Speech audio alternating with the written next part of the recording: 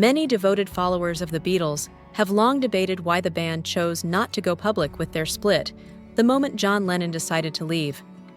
Although Lennon had made up his mind to quit in September 1969, the world wouldn't learn about the end of the Beatles until April 1970. During those intervening months, many fans believe that Paul McCartney, George Harrison, and Ringo Starr were still holding out hope that Lennon might reconsider. McCartney later reflected in The Beatles, anthology that the group had agreed to wait a little while, giving Lennon time to be certain about his decision.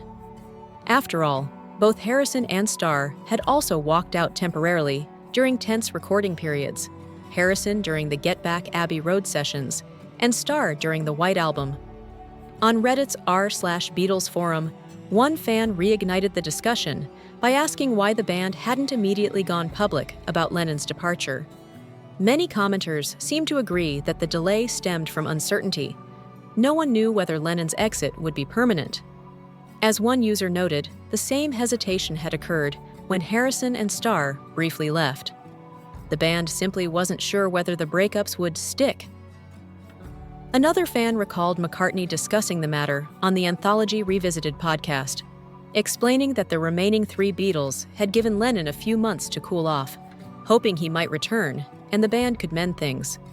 But the ongoing frustrations over the Let It Be project, coupled with disagreements about the release timing of McCartney's solo album, finally pushed Paul to make things public through his now famous press Q&A.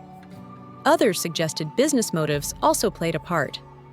Around that same time, the Beatles were renegotiating their contract with Capitol Records, and Lennon reportedly told McCartney he wanted a divorce not long after the deal was signed. To some fans, the secrecy made sense. It helped the band maintain their image and protect their financial interests, while interest in their music remained high. When McCartney finally released his Q&A alongside advance copies of his debut solo album McCartney, his carefully worded answers left little doubt that the Beatles were finished.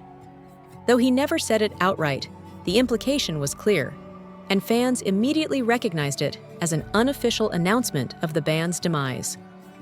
According to Philip Norman's biography, John Lennon, The Life, the four Beatles had mutually agreed to postpone the announcement, fearing it might damage Abbey Road's sales. In the end, their silence only deepened the mystery, turning the breakup itself into one of rock history's most fascinating untold stories.